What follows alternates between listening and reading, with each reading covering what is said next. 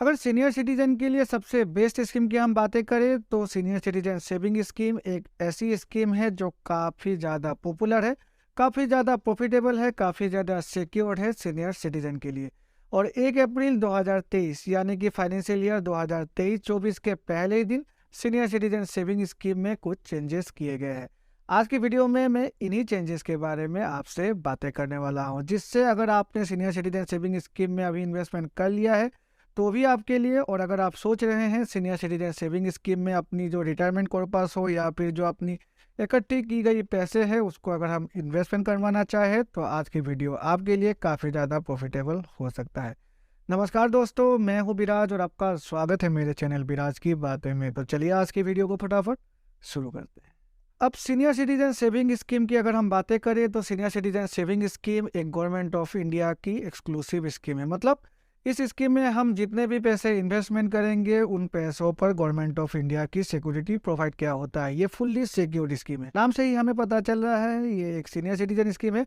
तो सिर्फ और सिर्फ इनमें वही व्यक्ति इन्वेस्टमेंट कर सकते हैं जिनकी उम्र 60 साल या फिर 60 सालों से ऊपर हो चुकी हो। हाँ, अगर आप एक ऐसे व्यक्ति हैं जिन्होंने अभी रिटायरमेंट ले लिया है और आपकी उम्र मतलब 55 साल से 60 साल के बीच में है और अभी तक आपने 60 साल उम्र अचीव नहीं किया है, मतलब अभी आप सीनियर सिटीजन नहीं हुए हैं, फिर भी आप इसी स्कीम के तहत इन्वेस्टमेंट कर सकते हैं। लेकिन सिर्फ एक ही कंडीशन रखा गया है, आप जब भी रिटायर होंगे आपके रिटायरमेंट के 1 महीने के अंदर ही आपको इस स्कीम में इन्वेस्टमेंट करना है अगर आपकी उम्र 60 सालों से नीचे है। तो वही अगर आप एक डिफेंस पेंशनर है और आपकी उम्र 50 से 60 सालों के बीच में है और आपने अभी अपनी रिटायरमेंट ले ली है तो अब तो भी आप इस स्कीम के तहत इन्वेस्टमेंट कर सकते हैं। और कंडीशन सेम है, आपकी जो भी रिटायरमेंट होगी रिटायरमेंट डेट के ठीक 1 महीने के अंदर आपको इस स्कीम के तहत इन्वेस्टमेंट करते रहना है। इस स्कीम को खुलवाने के लिए हम किसी भी पोस्ट ऑफिस पर जाकर अपनी इन्वेस्टमेंट कर सकते हैं या फिर जो नोडल ब्रांचेस होते हैं, बैंक की ब्रांचेस होते हैं, जैसे स्टेट बैंक ऑफ इंडिया की जो गवर्नमेंट ट्रांजेक्शन वाली ब्रांचेस है वहाँ पर जाकर भी हम सीनियर सिटीजन सेविंग स्कीम को खुलवा सकते हैं। तो इंटरेस्ट रेट और बाकी फीचर दोनों ही पोस्ट ऑफिस पर और जो बैंकों में है वो एक ही रहेगी। तो बहुत सारे लोगों के मन में ये भी डाउट रहता है कि पोस्ट ऑफिस की जो भी फीचर है वो शायद बैंकों में नहीं मिलेगी या फिर बैंक में खुलवाने पर पोस्ट ऑफिस की जो भी फीचर है वो हमें पोस्ट ऑफिस पर नहीं मिलेगी। तो ये गलत है। ये स्कीम दोनों ही, अगर हम बैंक में जाकर खुलवाते हैं या फिर पोस्ट ऑफिस में जाकर खुलवाते हैं, तो फीचर और इंटरेस्ट सब कुछ यहाँ पर सेम है। तो मतलब सेम स्कीम ही खुलवाया जा सकता है। अब अगर हम इन्वेस्टमेंट की बातें करें तो मिनिमम इन्वेस्टमेंट अमाउंट यहाँ पर रखा गया है 1000 रुपये और उसके बाद इन मल्टीपल्स ऑफ हम 1000 इस स्कीम के तहत इन्वेस्टमेंट कर सकते हैं। मतलब 1000, 2000, 5000, 10,000 ऐसे हम इन्वेस्टमेंट कर सकते हैं।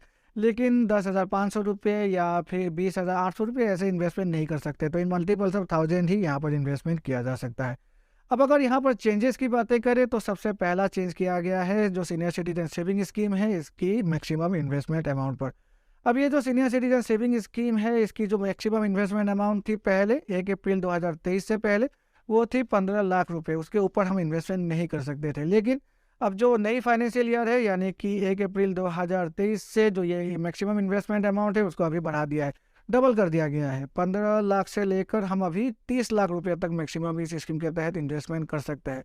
और इस स्कीम को अगर हम चाहे तो अपने नाम पर सिंगल भी खुलवा सकते हैं या फिर अपनी जो स्पाउस है उसके साथ ही सिर्फ ज्वाइन करके खुलवा सकते हैं। अपनी बच्चे बेटा बेटी या फिर कोई भी अदर रिलेशन के लोगों के साथ इस स्कीम के तहत हम जॉइंट अकाउंट नहीं खुलवा सकते। तो 30 लाख रुपए तक हम मैक्सिमम इन्वेस्टमेंट कर सकते हैं इस स्कीम के तहत। अब ये जो सीनियर सिटीजन सेविंग स्कीम है यहाँ पर जो भी हम इन्वेस्टमेंट करेंगे उस इन्वेस्टमेंट पर जो भी हमें इंटरेस्ट मिलेगी उस इंटरेस्ट अमाउंट को एवरी क्वार्टर हमारी जो सेविंग अकाउंट है, चाहे हमने पोस्ट ऑफिस में खुलवा रखा है तो पोस्ट ऑफिस की सेविंग अकाउंट या फिर अगर हमने एसबीआई में खुलवाया है तो एसबीआई की जो सेविंग अकाउंट है उस पर क्रेडिट कर दिया जाता है। तो इंटरेस्ट हमें एवरी क्वार्टर यानी कि प्रत्येक 3 महीने में जो इंटरेस्ट अमाउंट है वो हमारी सेविंग अकाउंट में क्रेडिट हो ही जाएगी। तो इसको एज ए फिक्स डिपॉजिट हम नहीं खुलवा सकते। जैसे फिक्स डिपॉजिट में होता है मैच्योरिटी में के समय प्रिंसिपल प्लस टोटल इंटरेस्ट जो भी एक्यूमुलेट हुए हैं वो एक ही साथ मिल जाती है। लेकिन जो सीनियर सिटीजन सेविंग स्कीम है यहाँ पर जो इंटरेस्ट अमाउंट है वो कंपलसरीली हमें एवरी क्वार्टर हमारी सेविंग अकाउंट में लेना ही पड़ेगा। अब अगर इंटरेस्ट रेट की बातें करें तो जो दूसरी चेंज की गई है वो चेंजेस हुए हैं इसकी इंटरेस्ट रेट पर। अब पोस्ट ऑफिस की जो सीनियर सिटीजन सेविंग स्कीम है पोस्ट ऑफिस में नहीं, मतलब ये जो गवर्नमेंट ऑफ इंडिया की सीनियर सिटीजन सेविंग स्कीम है इस सीनियर सिटीजन सेविंग स्कीम की जो इंटरेस्ट रेट है एवरी क्वार्टर इसे रिव्यू किया जाता है। और जो सेकेंड क्वार्टर है साल 2023 की फ्रॉम अप्रैल टू जून, इस क्वार्टर के लिए इस स्कीम की जो इंटरेस्ट रेट है उसे बढ़ा दिया गया है। पहले थी 8%, अब 0.20% इसे बढ़ाकर 8.20% कर दिया गया है। मतलब अभी अगर हम इन्वेस्टमेंट करेंगे सीनियर सिटीजन सेविंग स्कीम में तो हमें 8.20% की हिसाब से इंटरेस्ट रेट मिल पाएगी। अभी जो सीनियर सिटीजन सेविंग स्कीम है, यहाँ पर जैसे कि मैंने आपको कहा इंटरेस्ट रेट एवरी क्वार्टर मिल जाती है, तो वो जो इंटरेस्ट है वो भी यहाँ पर अगर हमारी 50,000 रुपये को क्रॉस कर जाती है एक फाइनेंशियल ईयर में, मतलब इंटरेस्ट अमाउंट, तो वो इंटरेस्ट अमाउंट यहाँ पर टैक्सेबल हो जाएंगे। तो और TDS जो डिडक्शन है वो यहाँ पर चालू हो जाएगी। क्योंकि ये सीनियर सिटीजन स्कीम है इसीलिए जो TDS की जो रिलैक्सेशन लिमिट है वो 50,000 रुपये होती है एवरी फाइनेंशियल ईयर, और उसके बाद जो भी इंटरेस्ट हमें मिलेगी वो मतलब 10% के हिसाब से यहाँ पर TDS काट लिया जाएगा। हाँ, अगर हम फॉर्म 15 एज यहाँ पर सबमिट कर देते हैं और हमारी जो टोटल इनकम है एक फाइनेंशियल ईयर में 3 लाख रुपये से नीचे है, तो उसके बाद ये जो TDS डिडक्शन है ये रुक जाएगी। लेकिन जब हम अपनी इनकम टैक्स को रिटर्न को फाइल करेंगे उस समय जो हम अपनी इंटरेस्ट अमाउंट को शो करेंगे, अगर उस समय ये जो इंटरेस्ट अमाउंट है वो टैक्सेबल होगी तो उसके हिसाब से हमें टैक्स पे करना ही पड़ेगा। अब जैसे कि मैंने आपको कहा इसकी जो मैच्योरिटी पीरियड होती है वो 5 सालों की होती है, लेकिन उसके बाद अगर हम चाहें तो इस स्कीम को मैच्योरिटी के बाद भी 3 सालों के लिए एक्सटेंड कर सकते हैं। सीनियर सिटीजन सेविंग स्कीम को अगर हम चाहें तो प्रीमेच्योर क्लोज भी कर सकते हैं, लेकिन अगर हम सीनियर सिटीजन सेविंग स्कीम को अपनी इन्वेस्टमेंट के 1 सालों के अंदर क्लोज करते हैं तो कुछ भी इंटरेस्ट हमें यहाँ पर पे नहीं किया जाएगा, और जो भी इंटरेस्ट हमारी सेविंग अकाउंट में पहले से क्रेडिट कर दिया गया है अगर 1 सालों के अंदर हम तुड़वाते हैं तो उसे भी यहाँ पर रिकवर कर दिया जाएगा हमारी प्रिंसिपल अमाउंट से। उसके बाद अगर हम 1 से 2 सालों के बीच इस स्कीम को यहाँ पर प्रीमेच्योर क्लोज कर देते हैं तो हमारी जितनी भी प्रिंसिपल अमाउंट है वहाँ से 1.5% डिडक्ट कर दिया जाएगा एज ए प्रीमेच्योर पेनल्टी, और अगर हम 2 से 5 सालों के अंदर इस स्कीम को तुड़वा देते हैं तो वहाँ पर हमें 1% काट लिया जाएगा हमारी जो प्रिंसिपल अमाउंट है एज ए प्रीमेच्योर पेनल्टी। अब प्रीमेच्योर पेनल्टी मतलब प्रीमेच्योर क्लोजर पेनल्टी। अब जो एक्सटेंशन पीरियड है, हम जब भी इसे एक्सटेंड करेंगे तो उसके एक्सटेंशन के ठीक 1 सालों बाद इस स्कीम को हम तुड़वा सकते हैं, तो यहाँ पर कुछ भी चार्जेस यहाँ पर काट नहीं किया जाएगा एज ए प्रीमेच्योर पेनल्टी। तो ये भी आपको ध्यान में रखनी है। अब जब ये स्कीम मेच्योर हो जाएगी तो उस समय हमें फॉर्म फिलअप कर देना है और हमारे जो भी प्रिंसिपल अमाउंट है उस प्रिंसिपल अमाउंट को उस समय हमारी जो भी सेविंग अकाउंट है वहाँ पर क्रेडिट कर दिया जाएगा। तो मेनली यही 2 चेंजेस किए गए हैं सीनियर सिटीजन सेविंग स्कीम में। पहला जो चेंज हुआ है वो है मैक्सिमम इन्वेस्टमेंट अमाउंट पर, और जो दूसरा चेंज हुआ है वो है इसकी इंटरेस्ट रेट पर। हाँ, इंटरेस्ट रेट अभी 8.2% के हिसाब से अगर हम कैलकुलेट कर दे तो एवरी क्वार्टर 61,500 रुपीज़, अगर हम मैक्सिमम 30 लाख रुपये इन्वेस्टमेंट करते हैं इस स्कीम के तहत तो 61,500 रुपीज़ एवरी क्वार्टर हमारी जो सेविंग अकाउंट है उस पर अभी हमें मिला करेगी।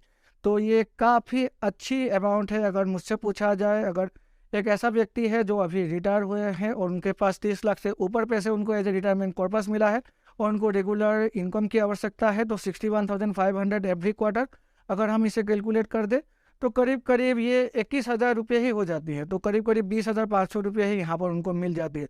तो काफ़ी अच्छी ये अमाउंट है अगर हम इसे तुलना करें किसी भी दूसरी स्कीम के साथ, क्योंकि इंटरेस्ट रेट 8.2% किसी भी दूसरे बैंक या फिर पोस्ट ऑफिस के अन्य स्कीम में भी नहीं दिया जा रहा है। पोस्ट ऑफिस की MIS स्कीम में भी नहीं दिया जाता है। 7.40% पोस्ट ऑफिस की MIS स्कीम में इंटरेस्ट रेट अभी दिया जा रहा है, तो उसके हिसाब से भी 8.20%। मेरे हिसाब से अगर आप एक सीनियर सिटीजन हैं और आपके पास कुछ पैसे हैं तो आप आँख मूंद कर इस स्कीम में इन्वेस्टमेंट कर दीजिए। आपके पैसे सिक्योर भी रहेंगे और आपको काफ़ी अच्छी रिटर्न भी देंगे। आशा है इस वीडियो को देखकर आपको कुछ नया इन्फॉर्मेशन मिला होगा, और अगर मिला है तो मेरे चैनल को लाइक और सब्सक्राइब करें। सब्सक्राइब करके बेल आइकन को प्रेस करें जिससे कि मेरे ऐसे ही नए वीडियोज़ की नोटिफिकेशन तुरंत आपके पास मिल जाया करेगी। तो चलिए मिलते हैं अपने अगले वीडियो में, तब तक के लिए goodbye and take care.